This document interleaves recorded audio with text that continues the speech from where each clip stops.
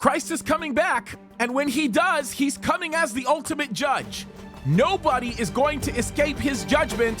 He will separate his sheep from the goats. Look at what Jesus says here. When the Son of Man shall come in his glory, and all the holy angels with him, this is verse 31, then shall he sit upon the throne of his glory. By the way, this is very important. He's going to sit on the throne of judgment. That's what it's talking about. He's literally talking about the moment when the second coming takes place. Now, there's a couple of judgments that we read about during this time period, right? One of the judgments is referred to as the Bema Seat judgment. That's the judgment where we as Christians are going to be judged for the motives of the actions that we commit, right?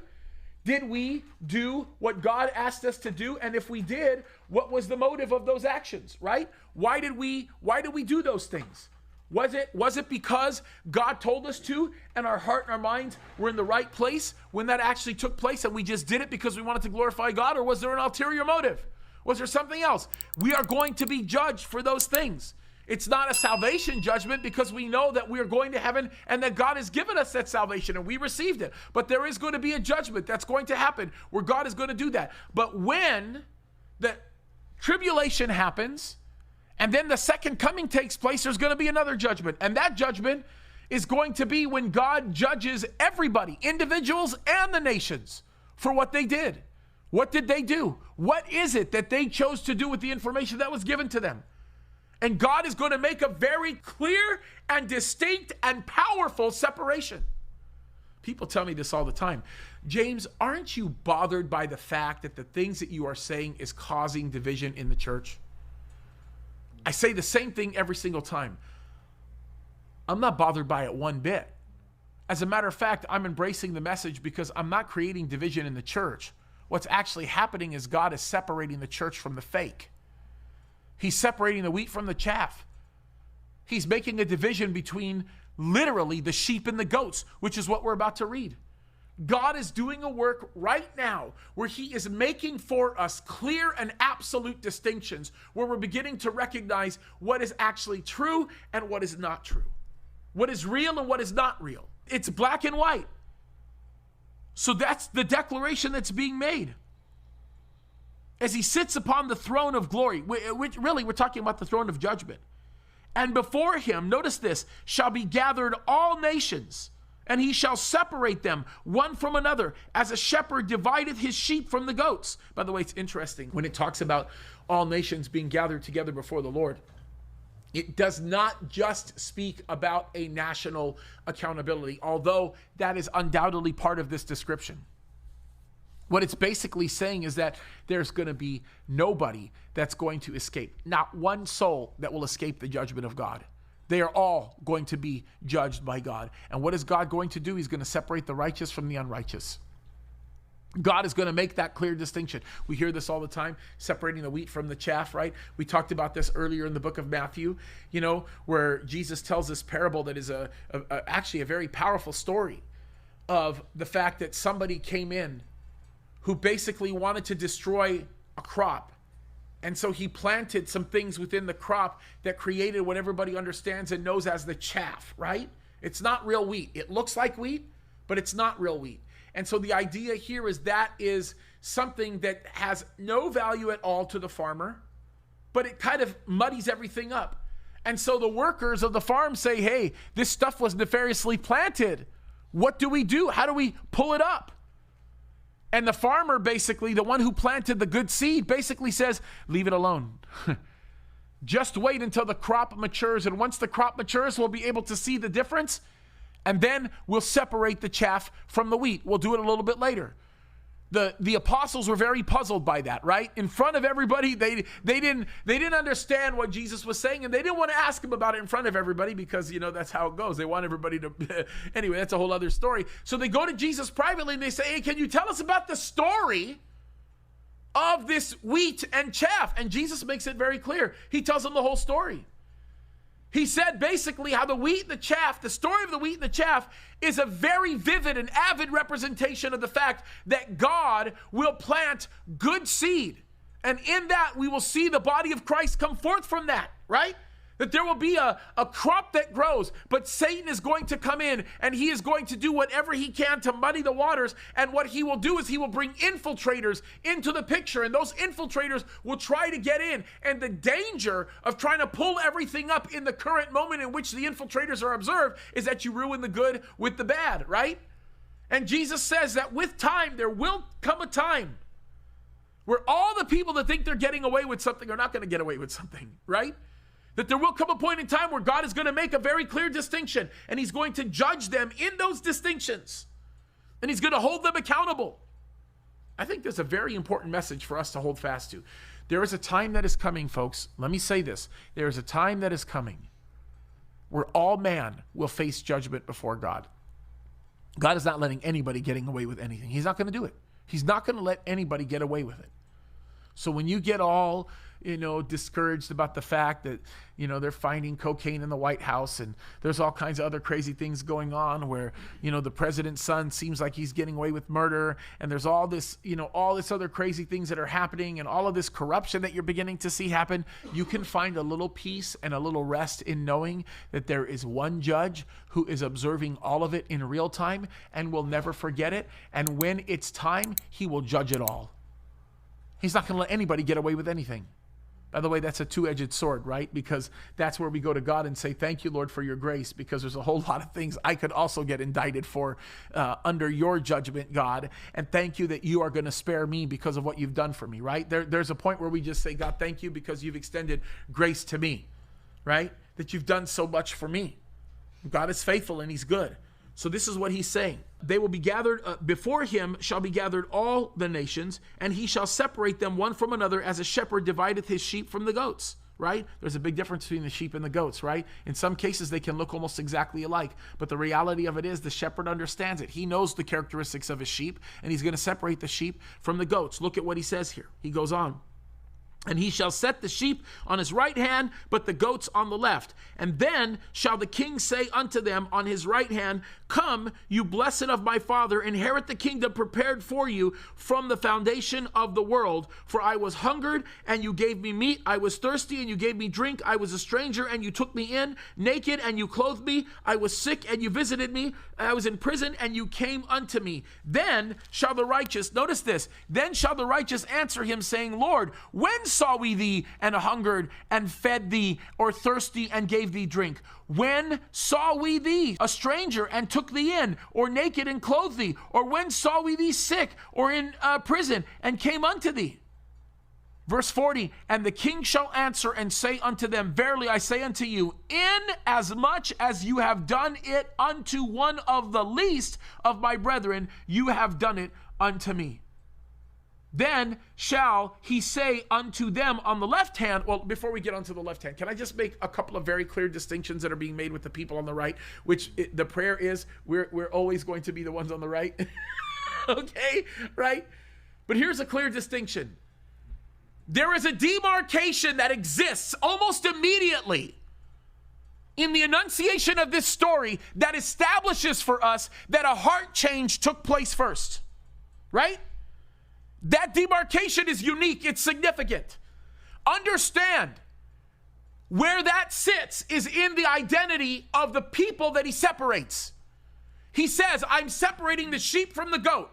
The picture is this. The goat is unmanageable by the shepherd because the goat will not be yielded or submitted to the shepherd. The sheep will be fully submitted to the shepherd because when the shepherd takes control of the sheep very quickly, as stupid as it is, very quickly recognizes in a flash the need to depend upon the shepherd, because it is the shepherd that will lead them to the water. It is a shepherd that will protect them. It is a shepherd that will take care of them. It is the shepherd that will feed them. And it is the shepherd that will fully encapsulate everything that they need in order for their existence to be safe.